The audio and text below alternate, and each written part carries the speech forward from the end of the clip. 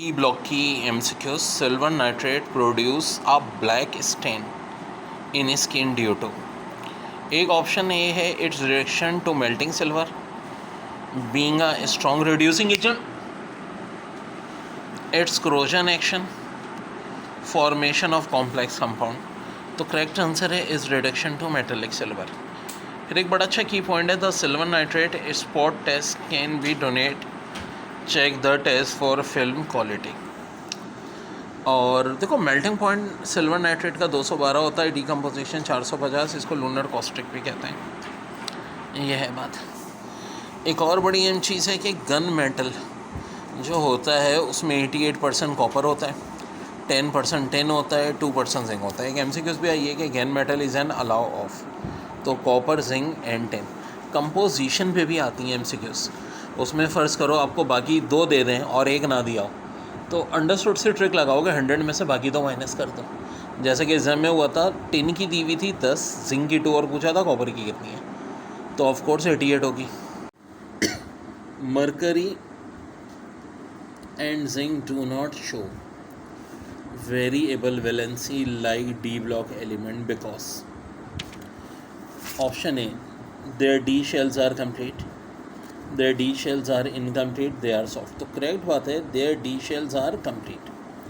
देखो मरकरी हो, जिंक हो, कैडमियम हो, इन सब में चूँकि D4s2 3D10 इलेक्ट्रॉनिक कॉन्फ़िगरेशन होती है, इस वजह से इनकी क्या होती है, वेरिएबल वैलेंसी शो नहीं होती। फिर कह रहे हैं विच of following R D block elements but they not recorded at transition element. तो यही बात जिंक, कैडमियम एंड मरकरी क्यों है। Transition element refer those D elements who have their penultimate shells incomplete. In the case of zinc, cadmium and mercury, since their penultimate shells is completed occupied, they are referred to as D block element and do not recorded as transition element। तो बहुत बहुत important बात है, ये ध्यान में रखिएगा। Allow us क्या होती हैं, हम कहते हैं कम्बिनेशन ऑफ मैटर और element in the form of an compound as a solution. Transition elements are highly capable in forming alloy because they have similar atomic size। ये बड़ा इम्पॉर्टेंट है। And are substitute each of their position in crystal lattice. देखो जैसे कि brass है 80% copper है, 20% zinc है, bronze में 90% कॉपर है, 10% टिन होता है। अलावा हम खुद बनाते हैं डस्ट या रस्ट से प्रिवेंट करने के लिए। बेल मेटल में 80% कॉपर है, 20% टिन है, और जी मेटल यानी गन मेटल में 88% कॉपर, 10% टिन, 2% जिंक। लेकिन अब बात यह है कि जैसे कि MCQs है why do transition metal form allow so easily, तो अभी रीज़न हम पढ़ चुके हैं एटॉमिक साइज़ की वजह से। और भी ऑप्शन दिए थे hard element, very light orbital configuration, तो असल रीज़न है इनका एटॉमिक्स। बहुत रिपीटेड सवाल, the number of unpaired electron in gases species of V+3, Cr+3 and Mn+3 respectively. यार पहले देखो भाई, एक सीरीज़ होती है स्कैंडियम, टाइटेनियम, वेनेडियम। आम हालात में वेनेडियम की इलेक्ट्रॉनिक कॉन्फ़िगरेशन होती है 4s2 3d3। ये तब कह रहा हूँ जब ये खाली वेनेडियम होता है। जब क्रोमियम हो तो 4s1 3d5 हाफ फिल को प्रेफर करता है, और मैंगनीज की होती है 4s2 3d5। अब थोड़ा दिमाग सोचो, अगर Cr+3 हो तब तो बड़ा आसान है भाई कि D के जो 5 अनपेयर्ड है ना, देखो अभी 6 अनपेयर्ड हैं, इसमें D के 3 अनपेयर्ड कम हो जाएंगे, 5 में से 2 अनपेयर्ड रह जाएंगे, ये स्ट्रक्चर हो जाएगा 4s1 3d2। तो कितने अनपेयर्ड रहेंगे, 1 S का और 2 D के 3। तो क्रोमियम +3 का तो बड़ा आसान है भाई, 3 अनपेयर्ड इलेक्ट्रॉन। लेकिन कहानी में ट्विस्ट आता है जब हम बात 4s2 3d5 की करते हैं। अभी देखो इसके 5 अनपेयर्ड थे, तो बज़ाहिर लगता है कि भाई हमने 3 कम कर दिए तो ये 4s2 3d2 रह जाएगा, लेकिन रियलिटी में ऐसा नहीं होता। हाफ फिल को प्रेफर करता है, तो S का 1 यहाँ D में जम कर लेता है, 4s1 3d3, यानी कितने अनपेयर्ड इलेक्ट्रॉन होते हैं, 4 अनपेयर्ड, Mn+3 में, Cr+3 में 3।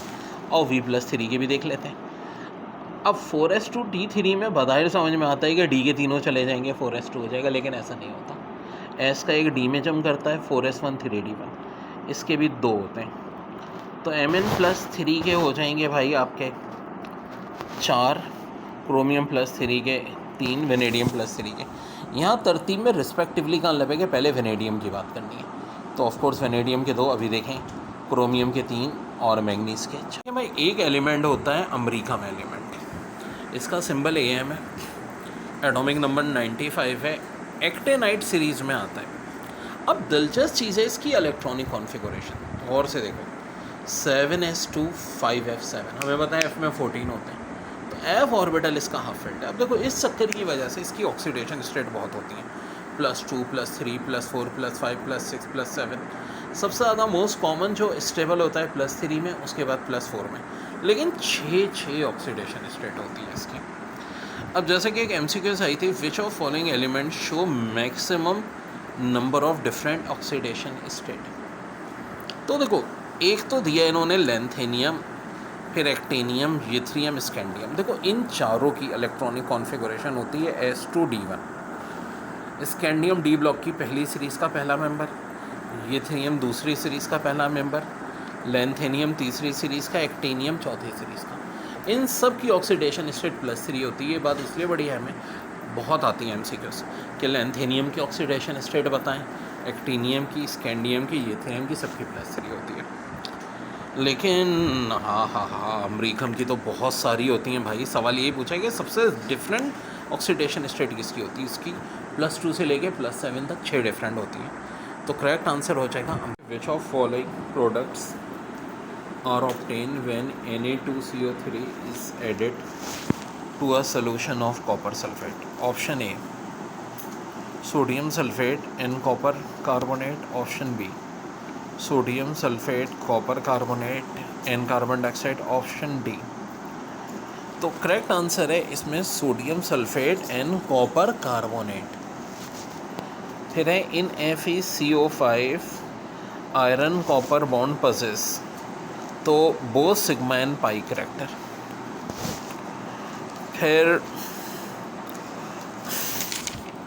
अगली MCQ है, which of following has highest atomic number. यार ये बड़ा है, देखो स्कैंडियम का 21, टाइटेनियम का 22, वेनेडियम का 23, और स्कैंडियम सीरीज़ के ये पहले दूसरे तीसरे मेंबर हैं। स्कैंडियम के नीचे यूथेरियम होता है, 18 ऐड करो 39, फिर लेंथेनाइट होता है 57, और एक्टेनियम का नंबर होता है 89, तो ऑफकोर्स एक्टेनियम होगा। Where does the last electron of D element go, तो याद रखो ये हमेशा होगा N-1D। देखिए कह रहे हैं विच ऑफ फॉलोइंग मतलब है इनमें से D block element can show the highest oxidation in its compound, chromium, copper, iron, manganese. तो इनमें ऑफ कोर्स सबसे ज़्यादा किसकी होगी, मैग्नीज की, और कितनी होगी, +7। वैसे तो ऑस्मियम की 8 होती है, लेकिन दायरे ऑस्मियम का ऑप्शन नहीं दिया हुआ। फिर कह रहे हैं for which of the following transition metal thus it ground state atom have an unpaired electron in an S orbital. तो ऑफ कोर्स क्रोमियम होगा इनमें से। देखो क्रोमियम की होती है D5S1, मोलिब्डेनियम और टंगस्टन की भी यही होती है D5S1 electronic configuration, very important. अब क्रोमियम हो चाहे मोलिब्डेनियम हो, टंगस्टन हो, इन सब में होती है। तो यहाँ जो सवाल पूछा था ना कि अनपेयर्ड इलेक्ट्रॉन S का किसका होगा, तो ऑफकोर्स इनमें से क्रोमियम है। लेकिन क्रोमियम के अलावा भी कौन होते हैं, जहन में बैठा लो, मोलिब्डेनियम और टंगस्टन। ज़ाहिर है इनमें D ब्लॉक में सबसे ज़्यादा अनपेयर्ड इलेक्ट्रॉन जो होते हैं 5 D के और 1 S का, वो इन्हीं में होते हैं, क्रोमियम, मोलिब्डेनियम और tungsten. Titanium is manufacture from which is a ilmenite, which is a mixture of iron titrate FeTiO3 and iron tetranate Fe2TiO3. What are the oxidation number of titanium in these two compound? देखो पहले देख लेते हैं यहाँ पे देखो iron की most common 2 है, जब किसी और की निकालनी हो तो बाकी सबकी हम मोस्ट कॉमन लेते हैं। आयरन की +2 लेंगे, ओ की मोस्ट कॉमन -2 लेंगे, ठीक है, +2। टी को चाहिए x मान लें, ओ को -2 4 से मल्टीप्लाई करते हैं, +2 और -8 इस तरह से इसकी निकलेगी, ठीक है। यहाँ पे भाई ये O3 है, इसको ज़रा क्रैक कर लीजिए, ये O3 है, ठीक है। तो 3 से मल्टीप्लाई करेंगे तो ये +4 आ जाएगी। और इस केस में देखें Fe2 TiO3। अच्छा एक चीज़ और है, यहाँ 3 देने का मतलब है और यहाँ 2 देने का मतलब है कि इंटरचेंज किए इन्होंने वेलोसिटी। खाली TiO3 की ज़ाहिर है 2 होती है, आयरन की भी 2 होती है, तो ऊपर वाले में तो आयरन की 2 ही थी। यहाँ कैसे पता चल रहा है 3 है? देखो TiO3 की +2 होती है, इधर दी हुई है, इसकी 3 है, ये इधर दी हुई है, तो 2 आयरन +3, फिर 3 ये कंपाउंड है, Ti को हम Y मान लेंगे, ऑक्सीजन को -2 × 3, वही वाली बात = 0, +6 3Y -6 = 0। यहाँ से हम Y की निकाल लेंगे जो कि आ जाएगी हमारे पास +4, क्योंकि देखो ये -6 जब 3 से मल्टीप्लाई होगी -12 +6 3Y बराबर आएगा 12 के, Y आ जाएगा